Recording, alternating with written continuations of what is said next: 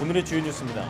코로나19 변이 가운데 전파력이 가장 강하다고 알려진 BA.2.75, 이른바 켄타우로스 감염 사례가 국내에서 처음으로 확인됐습니다. 방역당국은 여름 휴가철을 맞아 전국 7개 공항에 200명을 추가 지원해 방역을 강화하기로 했습니다. 오미크론 하위 변이인 BA.5 바이러스가 기존 스텔스 오미크론보다 34배나 더 많이 증식한다는 도쿄대의 연구 결과가 나왔습니다. 증상을 일으키는 힘이 더 강하다는 뜻인데 이미 일본 내 확진자의 절반 정도는 BA.5에 감염된 것으로 추정되고 있습니다. 코로나19 대유행과 내전 등의 이유로 전 세계 아동 수천만 명이 필수 예방접종조차 하지 못했다고 세계보건기구와 유엔 아동기금이 밝혔습니다. 지난해 디프테리아, 파상풍, 백일의 백신 3차 접종 완료율은 81%로 2년 전인 2019년보다 5%포인트 급락한 것으로 나타났습니다.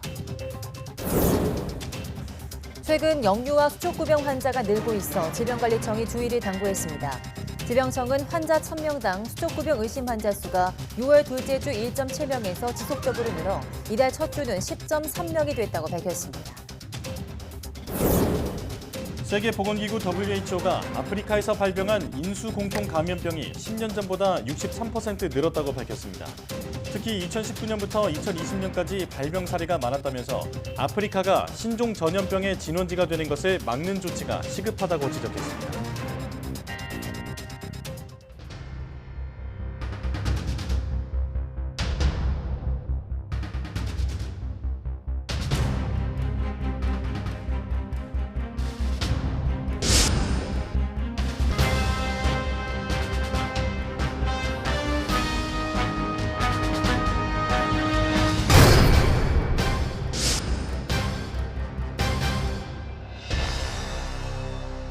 누구냐 너?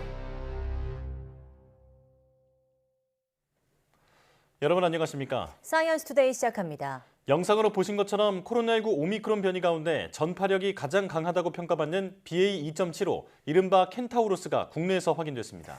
이미 지역사회 전파가 시작됐을 수 있어서 안 그래도 빨라진 재유행에 더 속도가 붙을 수도 있을 것으로 보입니다. 김평정 기자입니다. 켄타우로스란 별칭으로 유명한 BA.2.75 변이 감염자가 국내에서 처음 확인됐습니다. 인천에 거주하는 60대로 지난 8일 의심 증상을 보여 11일에 코로나19에 확진됐습니다. 검체를 분석하는 과정에 BA.2.75가 의심됐고 질병관리청이 유전체 분석을 통해 최종 판정했습니다. BA.2.75는 지난 5월 말 인도에서 처음 발견된 뒤 한 달 반 만에 미국 등 10여 개국으로 빠르게 확산했습니다. BA.2.75는 스텔스 오미크론보다 스파이크 유전자 변이 개수가 8개 더 많습니다. 그리스 신화의 반인반수, 켄타우로스가 별칭으로 붙은 것도 이 때문입니다. 변이가 많다는 건 기존 감염이나 백신 접종으로 얻은 면역을 회피하는 능력이 더 강하다는 뜻으로 재감염률이 높아질 수 있습니다. 또 미국 연구에서는 전파력이 BA.5의 3.24배에 이른다고 분석됐습니다. BA.5 변이가 국내 유행을 이끄는 현재 상황을 토대로 다음 달 10일에 하루 확진자가 28만 8천 명까지 나올 가능성이 제기됐는데 BA.2.75까지 가세하면 이런 예측치를 넘어설 수도 있습니다. BA.2.75 첫 감염자가 감염 가능 기간에 해외에 다녀온 적이 없는 것도 이미 지역사회 전파가 시작된 것 아니냐는 우려를 키우고 있습니다. BA.1과 BA.2가 동시 유행하면서 그 상승작용으로 환자 폭증해서 기록적인 일 62만 명이 나왔듯이 이제 동시 유행으로 인한 유행 규모가 더 증가할 것에 대한 대응책을 빨리 마련해야 된다고 저는 생각합니다. 방역당국은 확진자의 동거인과 접촉자 중에 확진된 경우는 없지만 최종 노출일부터 14일간 추적 검사를 진행하겠다고 밝혔습니다. YTN 김평정입니다. 정부는 오미크론 하위 변이인 BA.5보다도 전파력이 빠른 것으로 추정되는 BA.2.75가 지역사회에 확산했을 가능성이 있다고 평가했습니다. 중앙재난안전대책본부는 BA.2.75 변이에 감염된 국내 첫 사례가 나오긴 했지만 아직 점유율이 올라가고 있지는 않다고 밝혔습니다. 다만 앞으로 지역사회를 중심으로 확산할 가능성은 있다며 우세종이 될지 계속 모니터링하겠다고 덧붙였습니다. 이에 당장 방역 대응을 변경하지 않고 앞으로 점유율이 올라간다면 전파력과 치명률 등을 종합적으로 평가해 관련 대책을 검토하겠다고 설명했습니다. 정부가 코로나19 재유행 가능성이 커지면서 공항 검역 관리를 강화하기로 했습니다.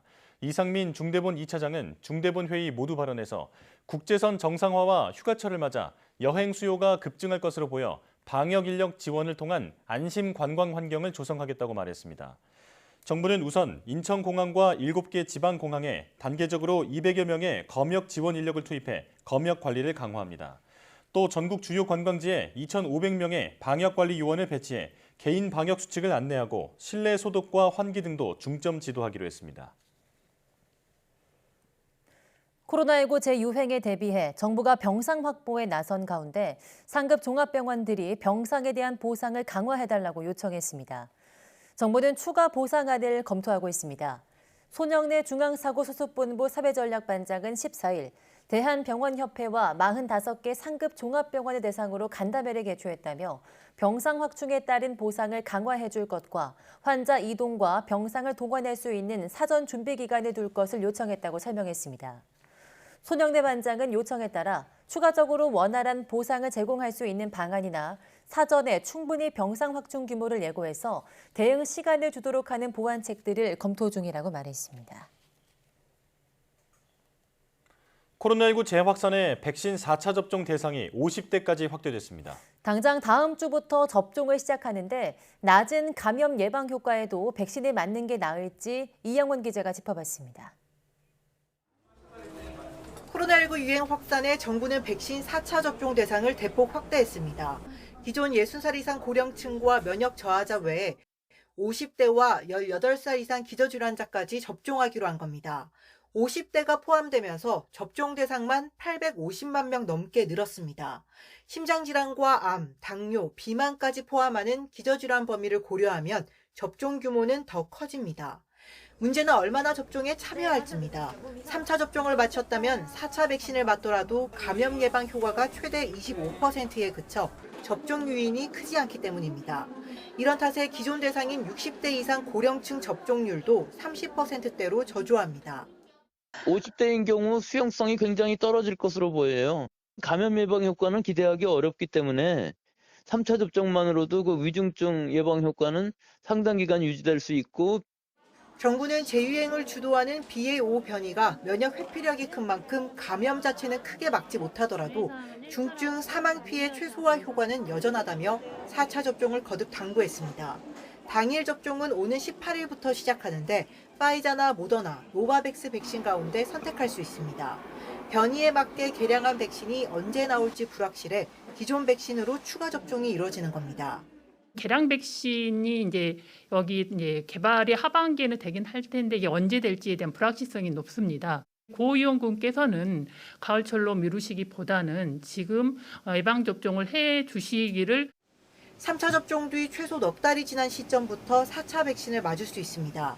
사전 예약은 다음 주부터 시작하고 예약 접종은 다음 달 1일부터 이뤄집니다. YTN 이영훈입니다.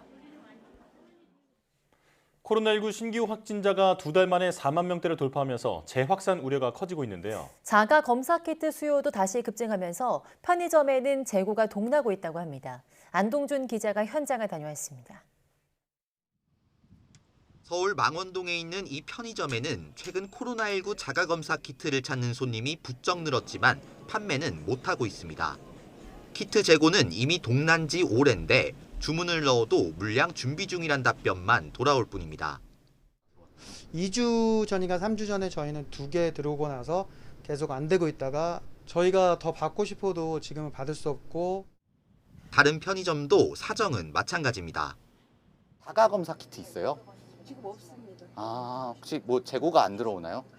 아니요, 파는 기간이 지나가지고 지금. 자가검사 키트 있어요? 네, 없는데요. 요새 안 들어오나요? 안 들어와요. 서울 망원동 인근에 있는 편의점 8곳을 돌아봤습니다. 이 중에서 자가검사 키트를 살 수 있는 곳은 단 한 곳에 불과했습니다. 약국은 그나마 사정이 낫습니다. 대부분 재확산세에 대비해 비축 물량을 어느 정도 확보해 놓은 상황. 다만 대유행이 언제 또 닥칠지 몰라 얼마나 많이 준비해 놓아야 할지는 감이 잘 잡히지 않습니다. 5월, 6월달에 대유행은 4대 나가는 거죠. 그때 막 전쟁처럼 준비를 했는데 지금 또 준비가 될지 확신은 없습니다. 우리가 물량 상태를 모르니까. 발주를 이제 환자가 늘어나는 추이를 봐서 이제 주문을 많이 넣어야겠지만 이게 반품이 안 되는 품목이다 보니까 너무 많이는 주문을 할 수가 없어서 코로나19 검사소도 대폭 줄어들면서 시민들은 자가진단 키트 품귀 조짐이 우려스러울 수밖에 없습니다. 최근 몇 개월 동안은 가장 좀 경계심이 제일 갖게 되는 시기인 것 같긴 한데 백신 접종을 안 하셨거나 혹은 아직 한 번도 감염되지 않으신 분들 같은 경우에는 불안감이 커지실 수밖에 없는 것 같긴 해요. 동네 병의원에서 전문가용 신속항원 검사를 받는 것도 방법이지만 약 처방까지 한 번에 가능한 곳은 전체 12,900여 곳 가운데 절반에 불과합니다. 백신 추가 접종의 면역력도 점차 떨어지고 완치자의 재확진 가능성도 고려해야 하는 만큼 코로나19가 본격적인 재확산 국면에 접어들기 전 한 발 빠른 준비가 필요하다는 지적입니다. YTN 안동준입니다. 일본에서도 코로나 감염자 수가 일주일 새 2배 이상 늘면서 급격히 확산하고 있습니다. 일본 정부는 검사 강화 등 대응을 서두르고 있지만 규제를 최소화하면서 감염을 어디까지 막을 수 있을지 고심하고 있습니다. 도쿄 이경아 특파원이 보도합니다. 일본 내 코로나 신규 감염자 수는 지난 2월 약 10만 명을 정점으로 잦아들었습니다. 하지만 이달 들어 전국 곳곳에서 잇따라 코로나 사태 이후 가장 많은 확진자가 나오기 시작했습니다. 일주일 새 전국 감염자가 2배 이상 늘면서 일본 정부 전문가들은 새로운 유행에 접어들었다고 진단했습니다. 감염자가 가장 많은 일본 도쿄도는 코로나 경계 수준을 최고 수위로 끌어올렸습니다. 2週間後の7月の27日には 5.29 倍の1日あたり約 53,482 人となります。これまでに経験したことのない爆発的な感染状況となります。 최근 일본 내 확진자 절반 정도는 오미크론 하위 변이인 BA.5에 감염된 것으로 나타났습니다. 도쿄대 연구팀 실험 결과 BA.5 바이러스는 하루 동안 기존 BA.2보다 34배나 많이 증식했습니다. 그만큼 증상을 일으키는 힘이 강하다는 얘기입니다. 전문가들은 다음 달 초쯤 일본 내 감염자 대부분이 BA.5에 감염될 것으로 예상했습니다. BA.5 の置き換わりがですね、予想以上に早くて、やはりそのワクチンの効果がですね、やっぱりそれなりに弱まったということもあると思いますし。 일본 정부는 공항과 기차역 등에 코로나 검사 센터를 설치하고 4차 백신 접종도 서두르기로 했습니다. 이달 시행하려던 전국 여행 지원도 당분간 미룬다고 발표했습니다. 하지만 준긴급 사태 등 코로나 규제는 현재 검토하지 않고 있다며 개인 방역을 강조했습니다. 熱中症に十分注意をしながら改めてマスクの適切な着用、手洗い、3密の回避や換気などの基本的な感染防止策について徹底いただくよう。 엔저와 물가급 등으로 가뜩이나 어려운 경제 상황 속에 일본도 규제를 최소화하면서 감염을 막아야 하는 과제에 직면했습니다. 도쿄에서 YTN 이경아입니다. 코로나19 팬데믹과 내전 등의 이유로 지난해 전 세계 아동 수천만 명이 필수 예방접종조차 하지 못한 것으로 확인됐습니다. 세계보건기구 WHO와 UN 아동기금 유니세프는 전 세계 디프테리아, 파상풍, 백일의 백신인 개량 DTP 백신의 3차 접종 완료율이 지난해 81%로 2년 전인 2019년도보다 5%포인트 떨어져 30년 만에 최대폭으로 줄었다고 밝혔습니다. 개량 DTP 백신 접종률은 국제사회에서 필수 예방접종의 지표로 활용되는데 지난해에만 2,500만 명의 아동이 개량 DTP 백신을 적어도 1회 이상 누락한 것으로 확인됐습니다. WHO와 유니세프는 백신 접종률 하락 원인으로 각국에서 벌어지는 분쟁과 저개발 국가의 취약한 보건 환경, 코로나19 방역을 위한 봉쇄 조치와 글로벌 공급망 불안 등을 꼽았습니다. 최근 역류와 수족구병 환자가 늘고 있어 질병관리청이 주의를 당부했습니다. 질병청은 전국 표본 감시기관을 찾은 환자 1,000명당 수족구병 의심 환자 수를 조사한 결과 6월 둘째 주 1.7명에서 셋째 주 2.6명, 넷째 주 5.4명, 7월 첫째 주 10.3명으로 지속적으로 늘고 있다고 밝혔습니다. 코로나19 유행 이전보다는 낮은 수준이지만 지난 2년여간 추이와 비교해서는 발생 비율이 높은 편입니다. 특히 6살 이하의 경우 환자 1000명당 수족구병 의심 환자 비율이 6월 둘째 주 2.2명, 셋째 주 3.4명에서 넷째 주 7.2명, 7월 첫째 주 13.8명으로 급격히 증가하고 있다며 주의를 당부했습니다. 세계보건기구 WHO는 통상 동물에서 생겨 사람으로 옮겨지는 인수공통 감염병의 아프리카에서의 발병 건수가 10년 전보다 63% 증가했다고 현지 시간 14일 성명을 통해 밝혔습니다. 인수공통 감염병에는 이미 WHO가 2년 6개월 넘도록 공중보건 비상사태를 유지하고 있는 코로나19도 포함되며 최근 확산세가 두드러진 원숭이 두창, 에볼라 바이러스, 댕기열, 탄저병 등도 속합니다. WHO는 특히 아프리카에서 2019년도부터 2020년까지 인수공통 감염병이 발병한 사례가 많았다고 전했습니다. WHO는 오는 21일 긴급위원회를 열고 원숭이 두창에 대해 공중보건 비상사태를 선포할지를 결정할 것으로 알려졌습니다.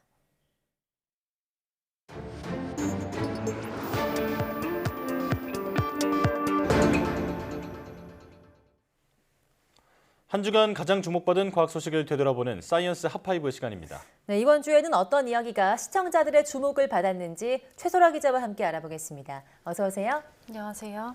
네, 먼저 5위부터 알아볼까요? 네, 최근에 수도권 서북부 지역에 털파리의 일종이죠. 러브버그가 집단 출몰하면서 시민들이 불편을 겪은 일이 있었습니다. 암수가 붙어서 쌍으로 이동하기 때문에 러브버그라고 불리는 건데요. 네. 사람을 물거나 질병을 퍼뜨리지는 않아서 해충이라고는 볼 수 없지만 혐오감을 유발하기 때문에 불쾌해충으로 볼 수 있습니다. 이렇게 러브버그가 올해 갑자기 많아진 원인으로는 이상기후가 꼽힙니다. 러브버그는 예년에는 봄, 여름에 걸쳐서 고온 다습할 때 성충으로 자라서 나타나곤 했는데요. 올봄이 유난히 가물어서 러브버그가 봄에 나오지 못했고 또 최근에 갑자기 이른 장마가 찾아오면서 한꺼번에 나왔다는 겁니다. 네. 이 밖에 러브버그가 도심에 집단 출몰한 데는 급격한 도시화로 곤충의 서식지가 감소한 영향이 있다는 분석이 나왔습니다. 러브버그는 주로 습한 산지에 서식하는데요. 수도권 서북부의 아파트와 상업단지가 들어서면서 러브버그 서식지가 잠식됐다는 겁니다. 네. 최근 몇 년간 서울 도심에 너구리 떼도 심심치 않게 출몰하고 있는데요. 이 또한 도시화로 인한 동물 서식지 감소 때문이라는 분석이 나왔습니다. 네. 보기에 혐오스럽긴 하지만 결국 인간 때문에 이런 일이 발생했다고 하니까 좀 미안한 마음도 듭니다. 자, 4위 소식은 뭔가요? 네, 최근 들어서 더욱더 주목받고 있는 신재생 에너지, 특히 태양광 발전에 대한 내용이 4위를 차지했습니다. 러시아와 우크라이나 전쟁으로 석탄과 석유, 천연가스 등의 가격이 급등하고 있는데요. 러시아가 서방 국가들의 경제 제재에 대한 보복으로 에너지 수출을 제한하면서 에너지 공급난이 벌어지는 겁니다. 네. 이에 따라서 태양광과 같은 신재생 에너지에 대한 관심이 어느 때보다도 높은데요. 하지만 신재생 에너지는 발전 효율이 떨어져서 화석연료의 대안이 되지 못한다는 우려도 여전합니다. 네. 태양광 패널을 설치하려면 넓고 평평한 공간이 필요한데 우리나라와 같이 땅이 좁고 산지가 많은 나라는 공간이 마땅치 않기 때문입니다. 전문가는 이에 대한 대안으로 태양광 패널을 양식장이나 하수처리장, 저수지 등에 설치하는 부유식 태양광 발전소를 소개했습니다. 예. 패널 설치 공간에 대한 고민도 줄일 수 있는 데다가 물이 태양 전지판의 온도를 식혀주는 효과가 있어서 발전 효율이 높아진다는 장점도 있습니다. 물론 해결해야 할 단점들도 있었습니다. 설치 비용이 비싸고 플라스틱 부유물이 수역에 부정적인 영향을 미칠 가능성이 있다는 보고도 있기 때문입니다. 네. 그럼에도 현재 중국과 동남아에서 많은 투자를 하면서 부유식 태양광 발전이 지난 5년 동안 100배 이상 성장했다고 합니다. 우리나라도 경남 합천댐에 수상 태양광 발전소가 있고요. 또 현재 2만 가구가 1년 동안 사용할 수 있는 정도의 전력이 생산되고 있다고 하는데요. 전문가는 이 같은 신기술에 대해서 우리도 선제 대응이 필요하다고 당부했습니다. 네, 신재생 에너지로의 전환은 피할 수 없는 흐름인 것만큼 현명한 준비가 또 필요할 것 같습니다. 3위 소식도 알아볼까요? 네, 지난 14일에 새벽에 올해 가장 큰 보름달이죠. 슈퍼문이 모습을 드러냈습니다. 다누리 발사를 앞두고 나타난 우주쇼라고 볼 수 있는데요. 달에 관한 흥미로운 내용을 담은 별소리 다 듣겠네 코너가 시청자들의 이목을 사로잡았습니다. 네. 올해 슈퍼문은 우리나라에서는 13일 밤부터 14일 새벽까지 관측됐는데요. 아쉽게도 장맛비 때문에 제주도를 제외하고는 관측이 쉽지는 않았습니다. 네. 슈퍼문과 반대로 1년 중 가장 작은 달은 미니문이라고 불리는데요. 지난 1월 18일에 뜬 보름달이 미니문이었습니다. 크기를 비교하자면 슈퍼문은 미니문보다 크기가 13% 정도 크고요. 밝기는 30% 정도 더 밝다고 하는데요. 이렇게 보름달의 크기가 다르게 보이는 이유는 달이 지구를 중심으로 타원 궤도로 돌기 때문에 지구와 달의 거리에 따라서 달 크기가 달리 보이는 겁니다. 또 보름달이 뜨는 위치도 계절마다 달라진다고 하는데요. 보름달은 달이 지구를 중간에 두고 태양과 반대편에 위치할 때 보이는 만큼 여름에 태양이 높게 뜰 때는 보름달이 낮게 뜨고 또 겨울에 태양이 낮게 뜰 때는 보름달이 높게 뜹니다. 또 드디어 다음 달 3일에 우리나라 최초의 달 탐사선 다누리가 우주로 쏘아 올려질 텐데요. 다누리가 본격적인 운용에 들어선다면 우리나라는 미국과 러시아, 중국, 일본 등 이 나라들에 이어서 달을 직접 탐사하는 세계 7번째 국가가 되는 겁니다. 그렇군요. 다누리 발사를 앞두고 달에 대한 흥미로운 사실을 짚어준 소식이 큰 주목을 받았군요. 자, 이제 2위 소식이죠? 네, 테슬라 최고 경영자인 일론 머스크가 우리 돈 57조 원에 사겠다던 트위터 인수 계약을 일방적으로 파기하면서 세기의 소송전이 불가피해졌습니다. 일론 머스크는 계약을 파기하는 이유로 트위터의 가짜 계정이 너무 많다는 점을 들었는데요. 시장에선 가짜 계정은 명분일 뿐이고 진짜 이유는 따로 있다는 분석을 내놨습니다. 머스크가 트위터에 한눈을 판 사이에 테슬라 2분기 주가가 38%나 폭락하자 이 본업으로 돌아갈 수밖에 없게 됐다는 겁니다. 트위터는 인수 계약 이행을 강제하기 위해서 대규모 변호인단을 꾸려서 소송에 나섰습니다. 전문가들은 계약서에 위약금 1조 3천억 원이 명시돼 있기 때문에 계약을 일방적으로 파기한 머스크가 소송에 불리할 것으로 내다보고 있습니다. 하지만 트위터가 승소를 하더라도 인수 불발로 인해서 입게 될 타격이 만만치 않다는 관측이 나옵니다. 트위터가 유튜브와 틱톡과의 경쟁에서 고전하는 가운데 이번 인수 계약 파기로 임직원들의 사기가 더 떨어지고 또 가짜 계정 문제까지 발목을 잡을 가능성이 있다는 분석이 나옵니다. 네, 마지막으로 1위 소식도 알아봐야겠죠? 네, 지난해 12월 발사된 제임스 웹 우주 망원경이 찍은 우주 사진들이 공개됐습니다. 우리 시각으로 지난 12일 바이든 미 대통령이 첫 사진을 공개했는데요. 사진에는 지구에서 수십억 광년 떨어진 은하들과 또 초기 우주에서 온 빛들이 포착됐습니다. 또 빅뱅 직후에 뿜어져 나온 빛이 중력에 의해서 휘어버린 중력 렌즈 현상도 담겼습니다.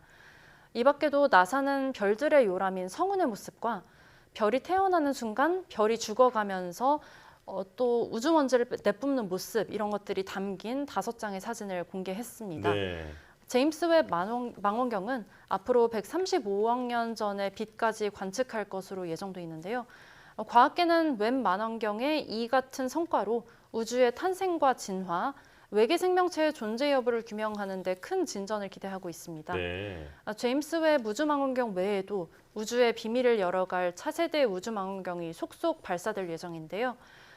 이 밖에도 오는 2027년에 5월에는 로먼 우주망원경이 발사됩니다.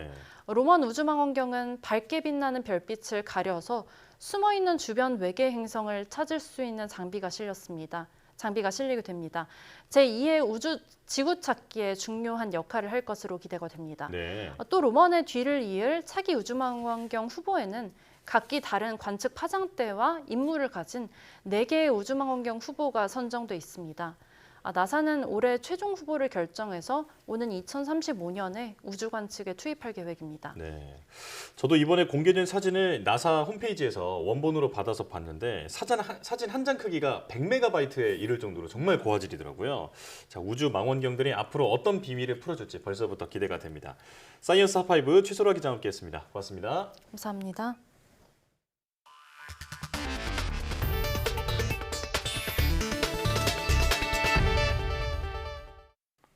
여름철엔 홍수로 갑자기 불어난 물로 인해 생명에 위협을 받는 상황도 종종 발생하는데 이런 경우 기본적인 수영법을 알고 있는 게 매우 중요하죠. 네, 이론으로만 하지 않고 이동식 수영장을 직접 설치해 가르쳤더니 학생들의 물에 대한 자신감이 금세 높아졌다고 합니다. 이기정 기자입니다. 코로나19로 인해 지난 2년 동안 이론으로 생존 수영을 배워야 했던 아이들의 표정은 지루해 보입니다. 하지만 학교에 설치된 조립식 수영장으로 향하는 아이들의 발걸음은 가볍습니다. 우선 안전수칙과 안전장비 사용법은 생존 수영의 기본. 아래에서 위로 포물선을 그리듯이 셋 하고 던졌습니다. 던지고 나서 바로 어떻게 해야 된다? 엎드립니다. 그리고 등을 잡아 당기시면 되는 겁니다. 물에 대한 공포심을 없애는 데는 선생님의 지도뿐 아니라 친구들의 도움이 매우 효과적입니다. 할 수 있어, 할 수 있어. 할 수 있어. 다리 쭉 펴고 놓아. 내가 도와줄게. 다리 쭉 펴고 무섭겠다, 야. 그러니까 만세를 해. 고개를 젖히고 다리를 펴는 데 대한 두려움만 극복해도 절반은 성공한 셈입니다. 학생들은 손으로 노젓기라든지 호흡법 등도 배우는데 2번 정도 수업을 받으면 거뜬히 물에 뜨는 게 가능하다고 합니다. 이 학교는 인천시 교육청의 공모 사업에 선정돼 조립식 수영장을 설치했고 약 한 달에 걸쳐 수업을 진행하고 있습니다. 학부모나 학생들의 만족도, 시민들의 만족도가 굉장히 높아요. 그래서 이 사업이 계속되었고 또 확대되면 좋겠습니다. 인천시 교육청은 초등학교 고학년 10만 7천 명을 대상으로 1인당 4만 원의 예산을 들여 생존 수영을 지원하고 있고 도서 지역에 대해서는 지원 규모를 더 확대하고 있습니다. 코로나19로 잠시 멈췄던 생존 수영 교육이 부활하고 있습니다.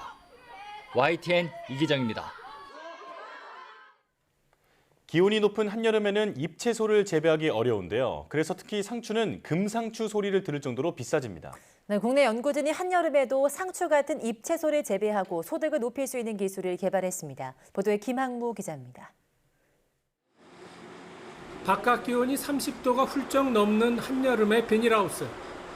내부는 그야말로 불가마를 방불케 하고 작물도 자라지 못합니다. 대부분 작물이 영상 35도 이상 고온에 장시간 노출되면 말라 죽기 마련인데 특히 상추 같은 잎채소는 재배 적정 온도가 영상 20도 이하라 여름철에는 재배가 어렵습니다. 물이 더우면은 양분을 흡수를 못해요. 그래서 크지를 못하고 그러니까 수확량이 줄고 그래서 거래처도 끊어지는 일이 있었어요. 하지만 이 시설하우스 재배 농가의 상추는 기온이 높아도 싱싱하게 잘 자랍니다. 비결은 채소에 공급하는 시원한 물. 작은 탱크에 든 물을 우선 냉각한 다음 큰 탱크에 물을 냉각해 공급하는 방식인데 날이 더워도 상추가 잘 자라 소득이 60% 많아집니다. 서브 탱크를 냉각시켜서 그것을 희석시켜 가지고 들어가기 때문에 에너지 절감 효과도 상당히 좋았고 그렇고 온도 수온을 균일하게 유지하는 그런 장점이 있어서 대단히 효과적인 여기에 차광막과 환기창, 환기팬, 안개 분무시설 등을 갖추면 더욱 효과적입니다. 시설이나 작물에 맞는 냉각 기술을 적정히 활용을 하게 되면 고온기의 수확량 증가라든지 아니면 농가의 수익 증가에 상당히 도움이 될 수가 있습니다. 한여름에도 잎채소 재배가 가능한 이 기술이 널리 보급되면 피서철에 수요가 많은 삼겹살과 상추를 마음껏 즐길 수 있을 것으로 보입니다. YTN 김학무입니다. 한국은행이 빅스텝을 단행하면서 자영업자와 중소기업들은 또다시 늘어날 이자 부담에 힘겨워하고 있습니다. 네, 코로나19 사태를 겪으면서 빚만 늘었는데 눈앞이 캄캄하다는 반응입니다. 이승윤 기자가 현장에 다녀왔습니다. 정육점을 운영하는 김덕영 씨. 우크라이나 전쟁 여파로 사료값이 급등하면서 고기값도 올라 손님이 꽤 줄었습니다. 가뜩이나 대출 이자가 부담되는 상황에서 한 번에 기준금리가 0.5%포인트 올랐다는 소식은 청천벽력과도 같았습니다. 더구나 코로나19 피해 소상공인에 대한 대출 만기 연장, 상환 유예 등 금융 지원 조치가 9월에 끝나 더 걱정입니다. 그럼 이자 지원이 좀 줄어드는데 소상공인들은 이제 가게 사업 운영하기 위해서 빌린 돈을 갚아야 되는데 그게 이제 전개적으로 많이 부담스러워지더라고요. 현재 자영업자 대출 잔액은 960조 원에 달합니다. 코로나19 사태 이전보다 40.3% 급증하며 가계 신용 증가율을 크게 웃돌고 있습니다. 중소기업도 힘들기는 마찬가지. 비대면 컨설팅 사업을 하는 윤한호 씨는 이미 3억 원의 대출을 안고 있어서 기술 개발을 위한 투자금을 더 빌리는 게 부담스럽습니다. 공격적인 어떤 기술 개발에 대한 투자나 또는 확장적인 어떤 매출을 올리기 위한 여러 가지 시도들이 상당히 좀 부담스럽게 느껴지는 부분들이 있습니다. 5대 은행의 기업 대출 잔액은 673조 원으로 1년 전보다 37조 원 늘었습니다. 9조 원 줄어든 가계 대출과 대조적입니다. 문제는 경기 불확실성이 커지며 은행들이 기업 대출에 엄격해질 전망이라 신용도가 낮을수록 이자 비용 부담이 증가할 전망이라는 점입니다. 소상공인들은 코로나19로 인한 피해가 채 회복되기도 전에 고물가, 고환율, 고금리가 덮쳐 체감하는 고통은 통계 수치보다 훨씬 더 크다며 정부에 맞춤형 지원 방안 마련을 요청하고 있습니다. YTN 이승윤입니다. 지난달 수입 물가가 1년 만에 33% 넘게 오르며 또 역대 최고치를 기록했습니다. 한국은행은 6월 수입 물가가 지난해 같은 달보다 33.6% 올랐다고 밝혔습니다. 또 전달보다 0.5% 상승해 또 역대 최고치를 썼습니다. 우크라이나 사태 여파로 국제 유가가 상승한 가운데 광산품 가격이 많이 오른 영향이 컸습니다. 수입 물가가 오르면 시차를 두고 국내 물가에 영향을 미치게 돼 인플레이션 압력도 커질 것으로 우려됩니다. 지난달 수출 물가는 석탄과 석유 제품, 화학 제품 등이 오르며 1년 만에 23.7% 올랐습니다. 치솟는 밥상 물가에 맨 먼저 그리고 가장 크게 피해를 보는 건 우리 사회의 취약계층들입니다. 안 그래도 소득이 낮은데 장 보는 비용까지 늘어나 부담이 가중되는데요. 이들을 지원하는 구호단체도 후원금 규모에 맞춰 운영되다 보니 밥상 물가 상승에 애를 태우고 있습니다. 김다연 기자입니다. 단칸방에 사는 82살 문모 할아버지의 한 끼는 밥 한 공기와 반찬 2개뿐입니다. 노동소득과 노령연금 등을 합해 월 61만 원으로 생계를 꾸려야 해서 식비는 아끼고 또 아껴야 합니다. 그래도 매주 한두 번씩은 장을 보러 갔는데 최근엔 고기, 채소값이 너무 올라서 그조차도 엄두가 안 납니다. 물가가 오르면 오르는 대로 톡 치고 서로 살 수 있는 능력이 되면 자주 다니겠지만 그게 안 되잖아. 아껴 써야지. 문모 할아버지에게 밑반찬을 지원해주는 구호단체도 사정이 빡빡하기는 매한가지입니다. 식재료가 올랐다 보니까 받게 되는 음식의 종류들이 조금 한계가 있어서 다양한 음식을 드시고 싶어 하시는데 그렇지만 저희가 지원이 많이 줄어들다 보니까 해마다 무더위를 맞아 어르신들에게 보양식을 제공하는 사업도 위기를 맞았습니다. 뜨거운 열기 속에서도 취약계층의 여름나기를 돕기 위한 음식 준비가 한창입니다. 올해는 지원 대상을 50가구도 늘렸는데 물가가 많이 올라 구호단체의 부담이 커지고 있습니다. 실제로 마늘과 말린 수삼, 대추와 은행 등 주요 식자재 가격이 지난해보다 10% 이상 올랐습니다. 여기에 포장 용기 원가까지 오르면서 한 명 식사를 준비하는 비용도 7,000원대에서 8,000원대로 12%나 치솟았습니다. 들어오는 후원금은 정해져 있는데 물가는 천정부지로 뛰다 보니 예산이 빠듯할 수밖에 없습니다. 삼계탕은 한 5, 6년 하고 있는데 이렇게 물가 올라본 거는 처음인 것 같아요. 끝이 안 보이는 밥상 물가 상승으로 가계 부담이 커지는 가운데 생계가 취약한 저소득층이 가장 먼저 직격탄을 맞고 있습니다. YTN 김다현입니다. 금리 인상에 취약한 소상공인과 취약계층 등을 대상으로 68조 원 상당의 정책금융 지원 프로그램이 이달 말부터 순차적으로 가동됩니다. 이는 정부가 14일 발표한 125조 원 규모의 금융부문 민생안정대책의 후속 조치로 올해 안에 집행할 68조 3천억 원 상당의 정책금융 지원안을 의미합니다. 정부는 최상대 기획재정부 제2차관 주재로 재정집행 관계차관회의를 열고 이같이 밝혔습니다. 소상공인을 대상으로는 모두 43조 원 상당의 정책금융 자금이 공급될 예정인데 저금리 대출 대환 8조 7천억 원, 채무조정 최대 30조 원, 신규 보증 4조 3천억 원으로 구성됩니다.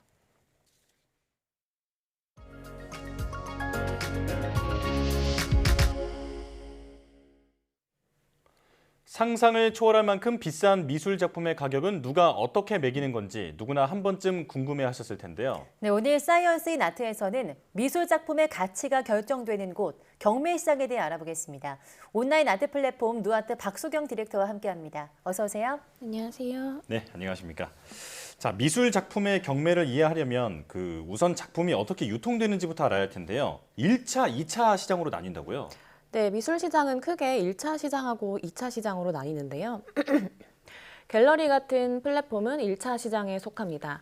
제가 가장 많이 듣는 질문 중 하나가 이 미술관과 갤러리의 차이가 무엇이냐 하는 질문이거든요. 네.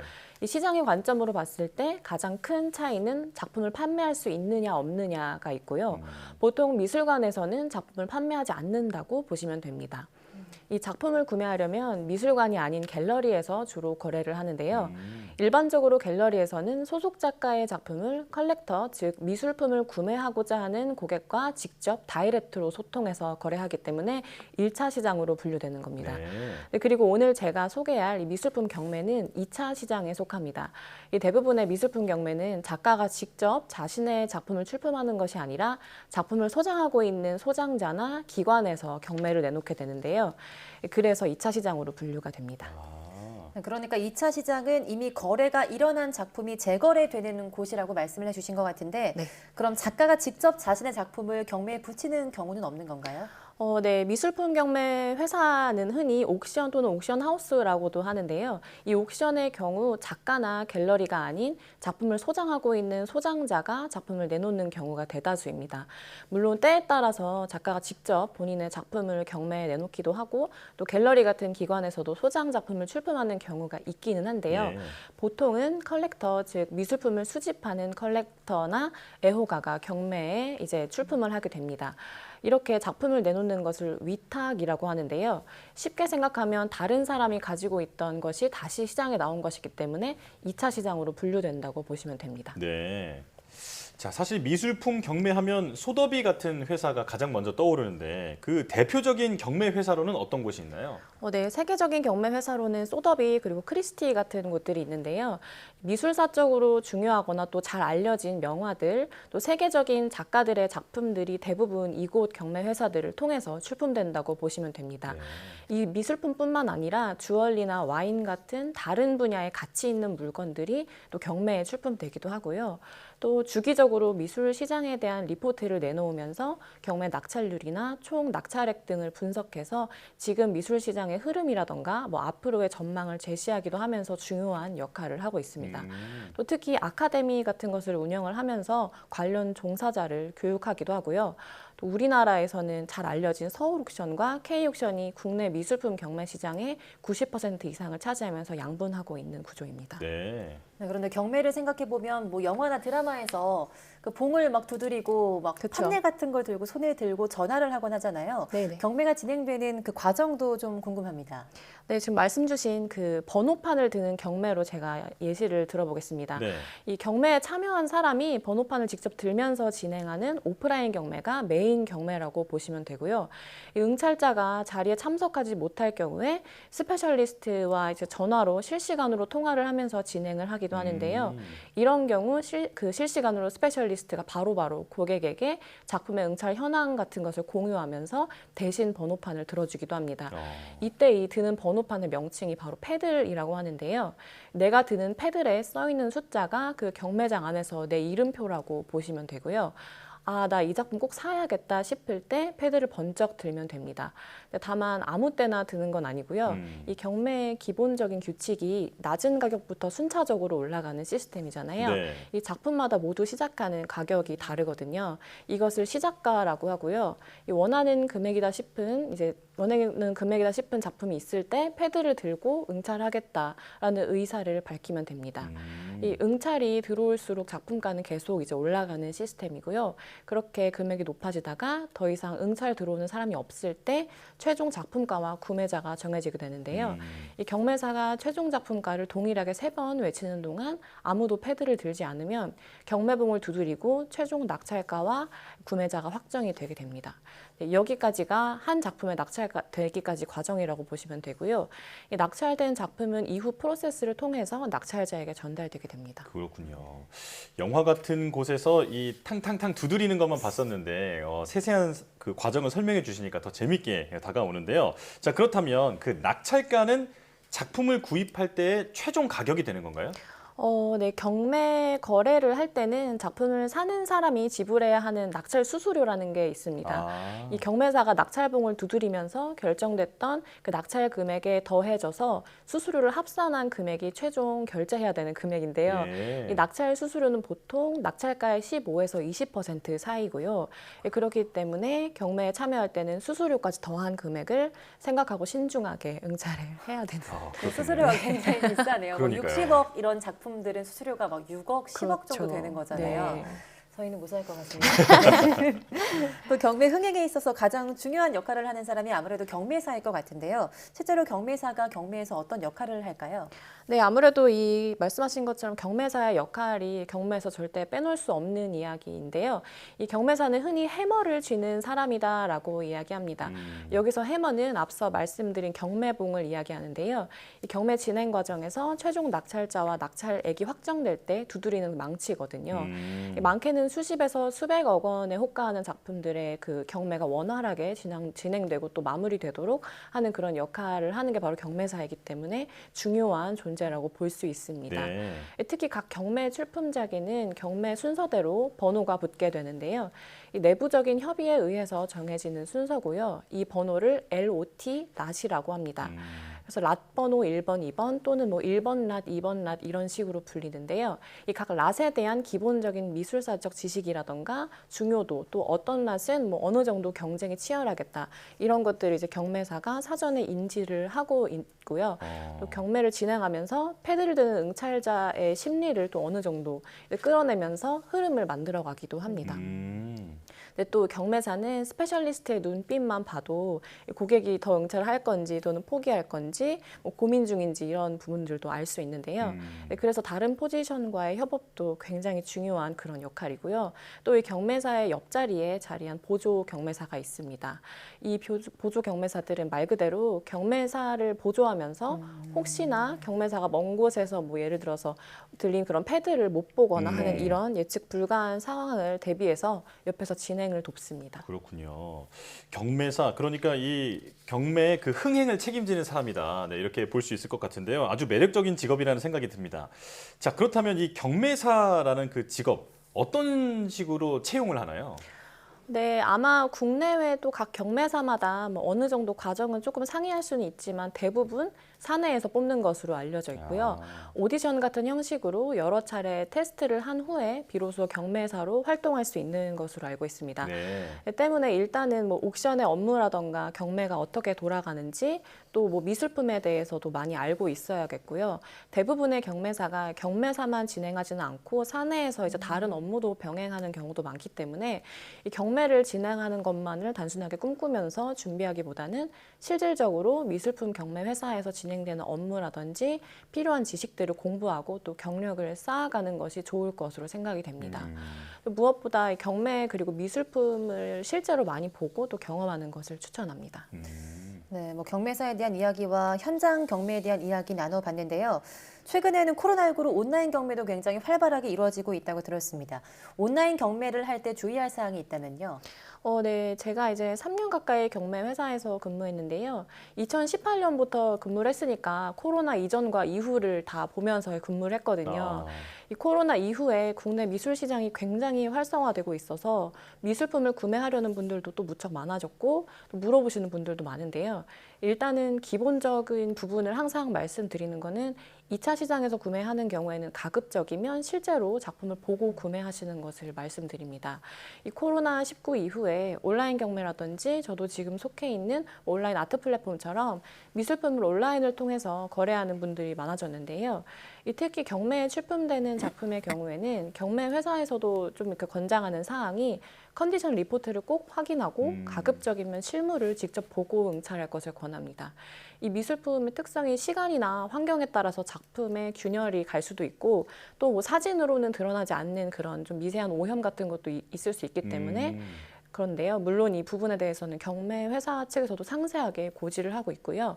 각 출품작마다 작품의 컨디션에 대해서 디테일하게 고지가 되어 있어서 또 그런 부분도 있는데 간혹 이제 제대로 살펴보지 않고 낙찰 받았다가 좀 당황하시는 경우도 있으시더라고요.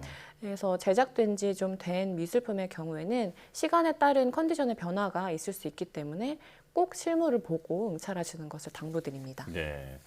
자, 오늘은 미술 작품 유통이 이루어지는 과정, 경매에 대해서 자세히 알아봤는데요. 온라인으로도 활발하게 이루어지고 있다고 하니까 한 번쯤 참여해보는 것도 좋은 경험이 될 것 같습니다. 사이언스 인 아트 누아트의 박수경 디렉터와 함께했습니다. 고맙습니다.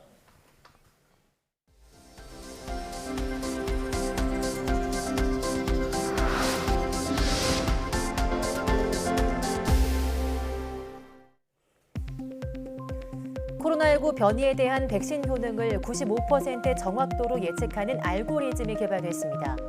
홍콩대 연구진은 현재 유행하는 바이러스 변이와 백신에 사용된 바이러스 간 유전적 거리를 분석하는 방식으로 백신이 코로나19 변이 바이러스에 어느 정도 방어력이 있는지 알아내는 생체 정보 플랫폼을 세계 최초로 개발했다고 밝혔습니다.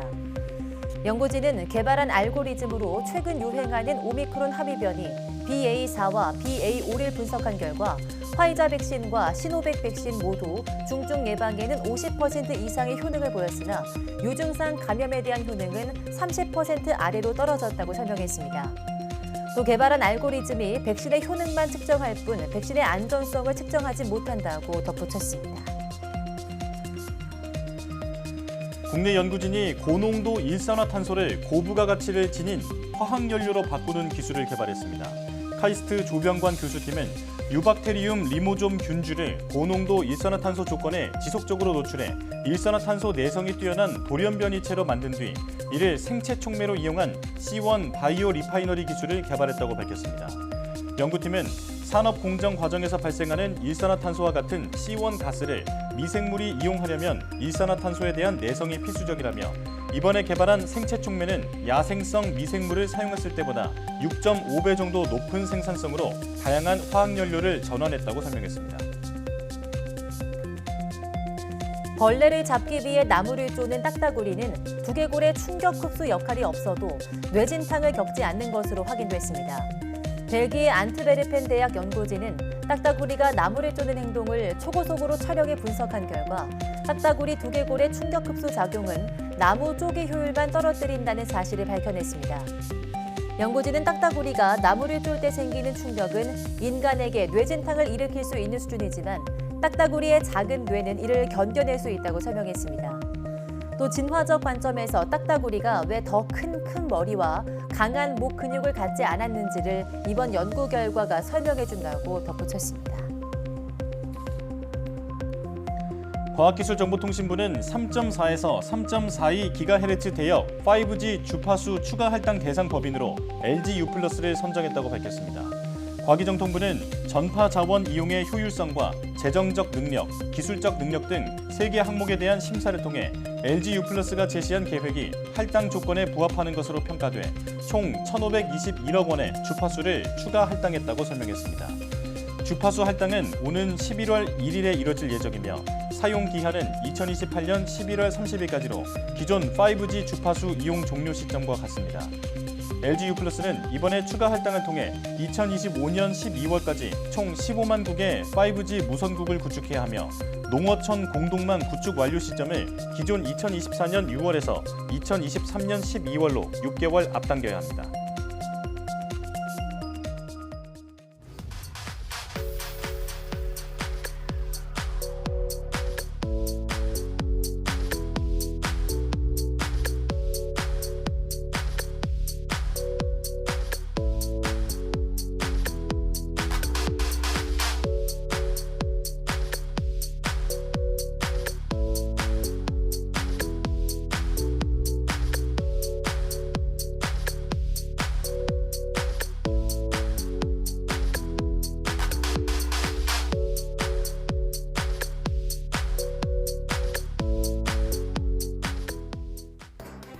오미크론 변이 가운데 가장 전파력이 강하다고 알려진 BA2.75, 이른바 켄타우로스의 지역사회 전파 가능성이 제기되는 등 국내 코로나19 재유행 상황이 심상치 않습니다.